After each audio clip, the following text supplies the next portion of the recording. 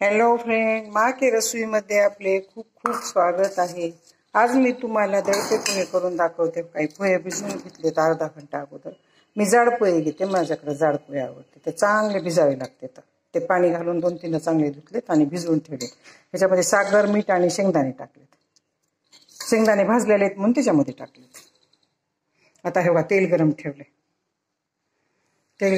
आता हे लागणारे साहित्य, हे कांदा आहे, ही लाल मिरची आहे, माझ्याकडे हिरवी नव्हती लाल झालेली ती आहे, हे कढीपाला आहे आणि हे बटाटे, हे टोमॅटो आहे आणि हे लसूण आहे।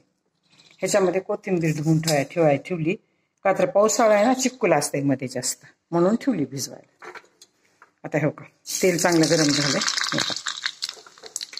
आधी मोहरी टाकली, मोहरी तडतडल्यावर जिरं टाकायचं, जिरं जळत असते। आता काय जिरं टाकलं। आता ह्याच्यामध्ये कांदे टाकते। कढीपाला थोडा थांबून टाकायचा, कढीपाला जर लवकर टाकला तर ते जळला जाते कांदा भाजीचं।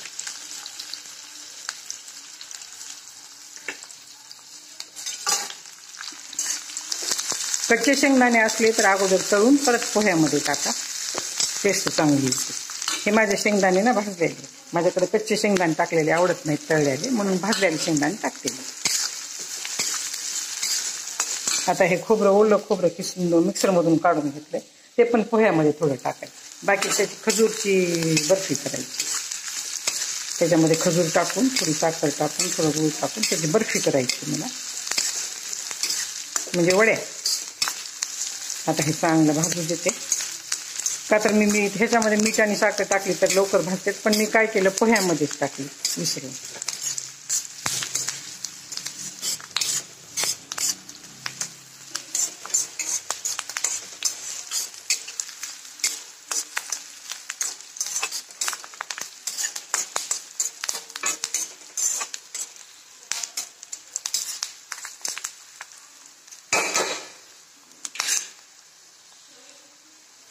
आता हे मिरचीचे तुकडे टाकायले, मिरचीचे तुकडे ह्यावेळेस लहान केलेत बरं का, खायला म्हणून, नाहीतर मी एका मिरचीचे 2च तुकडे करते, काढून टाकते, चवीला चांगली लागली की काढून टाकत असते।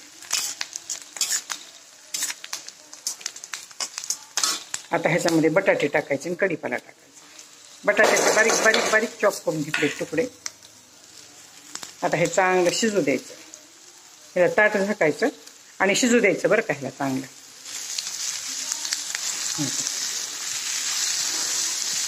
हे चांगले शिजले की परत टोमॅटो टाकायचं, लसूण टाकायचं। लसूण जर आता टाकलं तर त्याचा सुगंध सगळा जातो, आणि पावभाजी मसाला नाही तर सांबर मसाला टाका, थोडा छान लागते पुढे।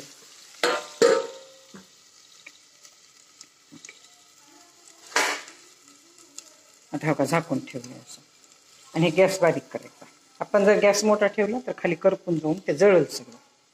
आता ह्याला चांगलं शिजू द्यायचं, आणि पोहे जर आपल्याला मोकळे वाटले तर थोडं पाणी टाकायचं। माझ्याकडे मोकळे पोहे, मोकळी खिचडी आवडत नाही, थोडं पाणी टाकून आणखीन ह्याला शिजवणार आहे, शिजवताना पाणी टाकणार आहे। आता हे ह्याच्यामध्ये ना थोडंसं खोबऱ्याचं खिस टाकलंय, खिसल्याला आवडत नाही, दातात अडकते, म्हणून मी हे मिक्सरमधून काढलंय। ओलं खोबरं आहे बरं का। आता ह्याच्या मला वड्या करायच्या खजूरच्या, व्हिडिओ दाखवायला। आता हे चांगले शिजू देते, जवळजवळ ह्याला 5 मिनिट लागते शिजायला। ह्याच्यामध्ये तुम्ही कोबी, शिमला मिरची, थोडा पालक, थोडी मेथी, तुम्हाला जसं आवडेल तसं सगळं टाकायचं। माझ्याकडे कोबू नाही टाकणार आहे, माझ्याकडे चिरलेली, हे काय चिरून ठेवली, पण आवडणार नाही असं वाटायला मला, म्हणून मी टाकली नाही। कधी पण कोबू लांब लांब कापायची, त्याची टेस्ट भाजीला खूप छान येते। चौकोनी कापली की टेस्ट चांगली येत नाही त्याला। आता हे शिजायले, परत पोहे टाकताना दाखवते। आता हे बघा कांदा आणि हे चांगलं शिजले, बटाटो। आता ह्याच्यामध्ये हे टोमॅटो आणि लसूण टाकते मी। तुम्ही अद्रक टाका बरं का, माझ्याकडे अद्रक आवडत नाही म्हणून मी टाकली नाही। आता हे चांगलं शिजू द्यायचं। मी थोडं घुटभर पाणी टाकलं होतं, का तर बटाटे लवकर शिजत नाही, आजकाल बटाटे एवढे छान येईना गेले बरं का। आता ह्याच्यामध्ये हळद टाकते, 1/2 चमचा हळद टाकते, जास्त पण टाकू नका बरं, हळद कडू लागते परत मग।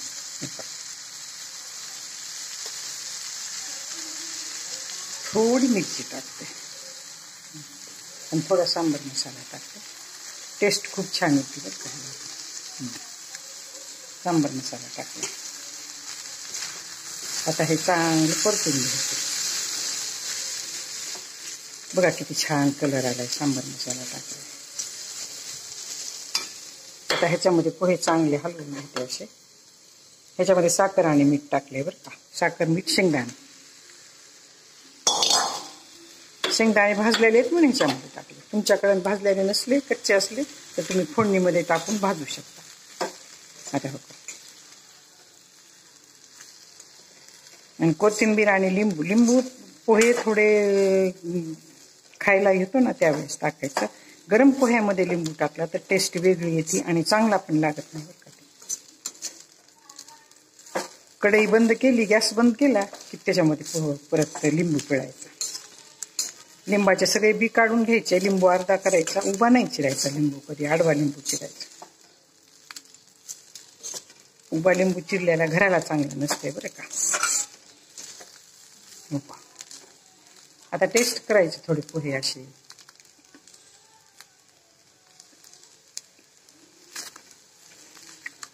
छान झालं. जवळजवळ ही 2 मुठे पोहे भिजवले होते मी. मुठीने असे घेते मी. तर भिजून एवढे झालेत ती जाड पोहे. पातळ पोहे फुगत नाही, जाड पोहे फुगते. म्हणून कधी पण जाड आणायचे आणि चुरा होत नाही, साबूत साबूत राहते. ह्याला आणखीन एक थोडं पाणी टाकून मला शिजवावं लागणार आहे. मोकळी झालं. आता ह्याच्यामध्ये ना कोथिंबीर टाकते. मला कोथिंबीर मध्ये मिक्स झालेली आवडती, वरून आवडत नाही. खोबऱ्याचा किस मध्येच टाकलाय बरं का मी. मिक्सरमधून काढून टाकलाय का तर असं टाकायला की दातात अडकत ते खिसून. खिसणीने खिसून कधी टाकायचं नाही, मिक्सरमधून काढून टाकायचं. ह्याला दडपे पोहे म्हणतात बरं का तर हे झाकून बी शिजवावं लागते. आता ह्याला थोडं पाणी, 1-2 चमचे पोह्याचे खायचं पाणी टाकून ह्याला ताट टाकून शिजवायचं परत, म्हणजे पोटाला चांगली लागते. आता मी ह्याच्यात पाणी टाकते आणि शिजवून घेते. 2 चमचे पाणी टाकणार आहे पोह्याचे. आता हे का पोहे शिजून छान झाले बरं का. आता सर्व केलं. ह्याच्यामध्ये असा लिंबू पिळायचा. आपल्याला पाहिजे तेवढाच पिळायचा का तर टोमॅटो टाकलेला आहे. आणि हे चमच्याने मिक्स करून खायचं. कढईमध्ये या लोखंडाचा लिंबू पिळू नका. लिंबू पिळला की ते गरम गरम कढईमध्ये लिंबू पिळला की पोहे चांगले लागत नाही, तर ते गंजल्यासारखे लागतात पोहे. म्हणून तसं पिळायचं नाही. ह्याच्यामध्ये चम्मच घ्यायचा. चम्मच मी हलवायचं चांगलं त्याला. असं हलवून घ्यायचं सगळं. लिंबू टाकलेलं चांगलं हलवून परत खायला सुरू करायचं. आपल्याला जर मीठ कमी वाटलं तर मीठ आपण मिक्स करून घ्यायचं ह्या चमच्यानेच. असं माझे जर हे दडपे पोहे खोबरे, कांदा, लसूण, टोमॅटो आणि बटाटा टाकलेले तुम्हाला आवडले असतील तर सबस्क्राईब करा, लाईक करा, बेल आयकॉन क्लिक करून शेअर करा आणि कमेंटमध्ये मला सांगा की तुम्हाला आवडले का नाही आवडले. पोहे खाल्लेले खूप चांगले असतात. रक्तवाढीसाठी पोहे खूप छान असतात. 4-8 दिवसाला पोहे खायचं.